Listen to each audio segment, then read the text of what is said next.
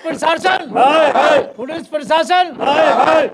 लड़ाई मेरे बेटा पे, खेत जुतवाने के लिए जा रहा हूँ मेरा बेटा जंगल के लिए, लड़ाई औरन की हो रही, वो देखने लगा, उसमें तुरंत ही गोली मार दी।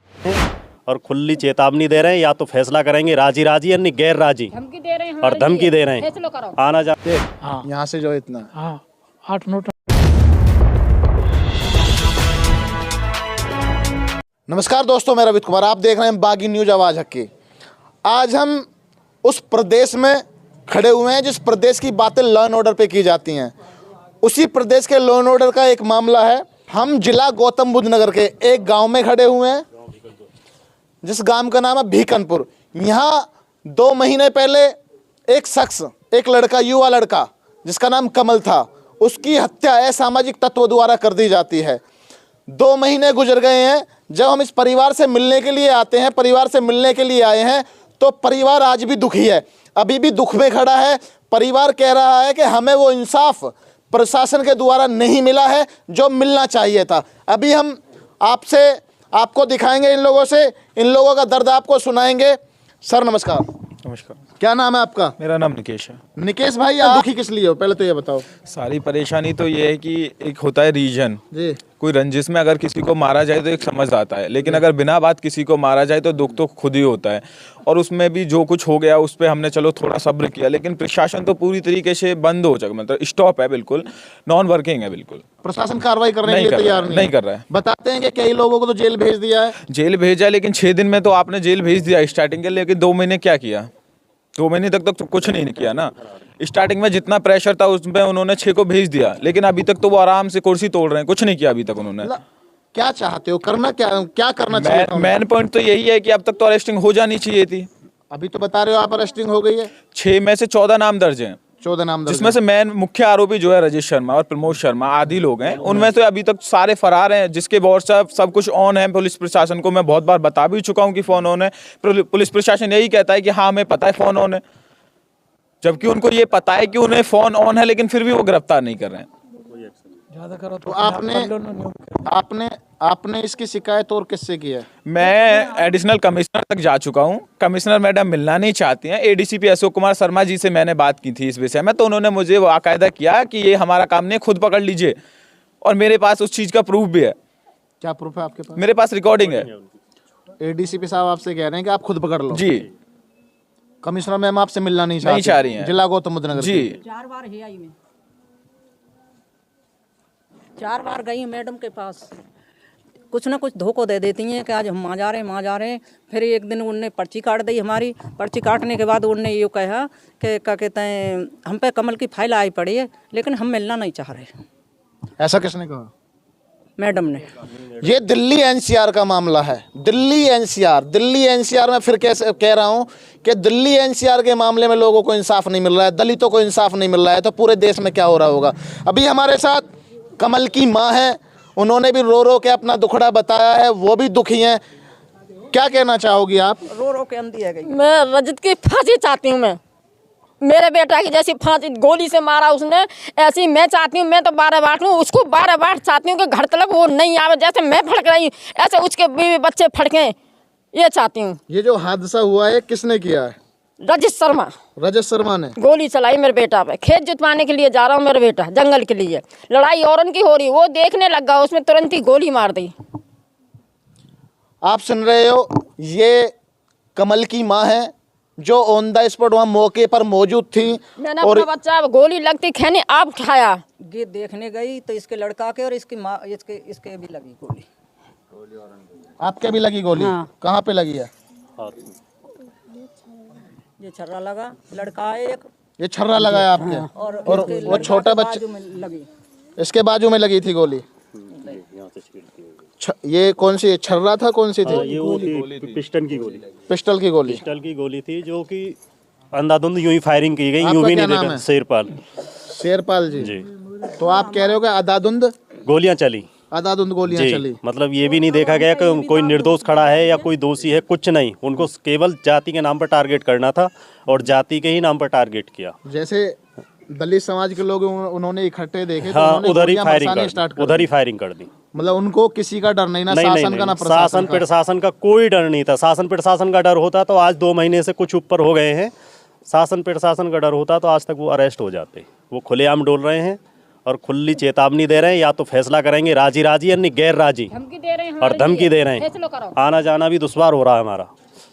मेरे बालक भी जाते हैं, इनके पीछे लोग लगाते हैं मारने के लिए, धौंस दे रहे हैं, फैसला करो। अगर गनर नहीं मिले होते हम तक मतलब अब तक आज तक मार देते तो हमको मार दिया होता या फिर फैसला हो गया होता। गनर मतलब गनर 2 प्रशासन की तरफ से केवल गनर मिले हैं, बाकी और कोई सहायता नहीं है हमारी। प्रशासन की तरफ से 2 लोग आपको मिले हुए हैं सेफ्टी सिक्योरिटी के लिए। बस बस बस, बाकी और कोई सहायता नहीं है। क्या कह रहे हो आप, क्या कह रहे हो? मैं कहने को गया था इतनी लड़ाई के ऊपर भी मुझे जाती खैन 2 फरसा मारे मेरे। अच्छा। मैं शीशपाल के ऊपर जो झगड़ा हुआ पुल पे या ट्रैक्टर रोक लिया पोखर पे, उसको मारपीट की। वो मुझसे कहने को गया तो मैं वहाँ से कहने को गया आज के। मैंने कहा भाई क्या बात हुई, इतने तो जाते मेरे 2 फरसा मार दिए। सिर किसका फाड़ा था? मेरा सिर मेरा। ये हाँ। यहाँ से जो इतना। हाँ 8-9 टाँके। अच्छा, अभी पट्टी हट गई है। हाँ बेहोश हो गया तो मुझे ये मेरे बेटा उन्होंने मेरे घर वाले बोला आगे सारे चमार मारो इन्हें सालों को। अच्छा, ऐसा जाति वातक सब जो हैं जितने सब यूज सूचक करें, शब्द इस्तेमाल करें। बिल्कुल क्लियर खुलेआम। तुरंत पे सरिया बजाई पीछे लाते लाते जैसे बेहोश में उन लोगों ने। जी, फायरिंग चालू करी। रजित ने 5-6 कमल के जो गोली लगी वो रजित की लगी है। रजत जी, पूरा गांव गवाह है इस चीज का। कमल के जो गोली लगी है वो रजित की लगी है। प्रशासन हमसे ये पूछता है कि आप कैसे कह सकते हो रजित ने गोली मारी है? उसका क्या वीडियो बनाएंगे हम? रजित ने गोली मारी है। प्रशासन का काम है जांच करे गोली किसने मारी है किसने नहीं मारी। देखा वो हमने नितिन का जो एक रजित का जो पार्टनर है नितिन, उसका नाम तो नहीं लिया हमने, जबकि वो था भी नहीं यहाँ पे। आधा पौन घंटे बाद वो तुरंत नोएडा परी चौक से यहाँ आ गया। नाम लेना चाहते तो हम उसका भी ले सकते थे, पर जब वो था ही नहीं तो हम उसका कैसे कहते हैं कि वो था। तो प्रशासन हमारी कुछ सुनवाई नहीं कर रहा है, कहने का मतलब ये है। अब धौंस हो रहा है, ये हम पे जिंदगी मतलब मौत का सवाल है हमारा रात बिरात का। कमल की माता जी हैं, रो रो कर बुरा हाल है। कमल के छोटे भाई हैं, ये भी घूम घूम कर परेशान हैं, थक गए हैं प्रशासन के चक्कर काटते काटते। आप सुन रहे हो और लोग बता रहे हैं। ये समाज एकत्रित हुआ खड़ा है सिर्फ इसलिए कि हमें न्याय मिलेगा। ऐसा तो कोई होगा जो हमें न्याय दिलवाएगा। ये शासन प्रशासन के चक्कर काट काट कर परेशान हो गए हैं। सबसे पहली बात तो दलित, दूसरी बात कमज़ोर, तीसरी बात मजबूर, चौथी बात लाचार। तो इस देश में सबसे बड़ी लाचारी, मजदूरी, मजबूरी, कमजोरी इस वर्ग के लिए आती है। इसीलिए इस वर्ग की सुनवाई कोई करने के लिए तैयार नहीं होता। तो शासन प्रशासन से मेरी अपील है, सीएम पीएम से मेरी अपील है कि इस देश को इस तरीके से ना बांटने की कोशिश की जाए कि जाति के हिसाब से न्याय मिले। मैं फिर एक बार पुनः कह रहा हूं कि जाति के हिसाब से न्याय देने की ज़रूरत नहीं है। न्याय अगर मिले तो क्राइम के हिसाब से मिले। जो क्रिमिनल है उसको सज़ा दी जाए और कड़ी से कड़ी सज़ा दी जाए। ये लोग इस चीज़ की मांग कर रहे हैं। हम पे कोई पैसा नहीं उसका, हम पे कोई चीज़ नहीं, अपनी मजदूरी कर रहे हैं, अपना कमा रहे हैं, खा रहे हैं। इतने होते हुए भी रास्ता में खामोखा मारपीट करी जा रही है और तमंचा चलाए जा रहे हैं। उनका एक अवैध अड्डा बना हुआ है जिसे बोलते हैं वो रजिस्ट्रेशन ऑफिस। अच्छा। मतलब जमीन का जो रजिस्ट्रेशन कराते हैं, लेना और बेचना। अच्छा, डीलरिंग का काम तो डीलरिंग का काम है। तो काम वाम तो खैर जैसा है उनका ठीक है, सबको पता है। पर एक वो जो अड्डा है उनका वो अवैध है बिल्कुल। वहाँ क्या है कि गाँव के लोगों को, बच्चों को, जो युवा बच्चे हैं उनको बुलाकर उनको पैसे वैसे देते हैं और पैसे के नाम पर फिर उनके माँ बाप से ये बोलते हैं कि भाई ज़मीन लिखो। जब बच्चा पैसे 2-4-5 लाख 6 लाख 7 लाख ले लेगा तो छोटा बच्चा 15-16 साल का, 20 साल का, 22 साल का, तो कहाँ से इतने पैसे लाएगा? तो माँ बाप की मजबूरी हो जाती है कि जी हाँ जिनके पैसे देने। तो उन्होंने उस तरीके का वो अड्डा बना रखा है कि जैसे ही 7-8 लाख रुपए हुए उनके माँ बाप बुलाए और उनसे अंगूठा लगवा लिया। तो 25-30% जो है हमारे गाँव में ये ज़मीन उन्होंने एक बार कर रखी है। ये प्रॉपर उनका काम है। बाकी और जैसे 2-4 हैं उनकी बहन बेटी हैं, उनको ऑफिस में बुलाना, और आप समझ ही रहे हो। फिर बस ये उनका काम है और इससे ज़्यादा मैं Uttar Pradesh law and order, जिस प्रदेश में लॉ एंड ऑर्डर की दुहाई दी जाती है पूरे देश में कि उत्तर प्रदेश का law and order Yogi ji के राज में मजबूत है, आज उसी प्रदेश के लॉ एंड ऑर्डर पर ये माताएं, बहनें, बच्चे, बुजुर्ग एक आस में खड़े हुए हैं कि जिस प्रदेश का लॉ एंड ऑर्डर मजबूत है तो हमें भी न्याय मिलेगा। आपने सुना, महिलाएं, बच्चे तक खड़े हैं इसी आस में कि हमें न्याय मिलेगा, हमें न्याय मिलेगा, हमें इस योगी जी के प्रदेश में न्याय मिलेगा। जिस प्रदेश का प्रशासन, जिस जिले का प्रशासन अभी इन्हें न्याय दिलाने के लिए तैयार नहीं है, अपने हिसाब से देखो काम करेगा बागपत ना। में अभी एक ऐसे केस हुआ, उसमें 12 आरोपियों की आजीवन कारावास है केवल इस एक मर्डर के ऊपर, जबकि वो तो गोली से नहीं दीवार से गिरने से मरा था, और हमारे यहाँ तो सरेआम गोली से मारा है।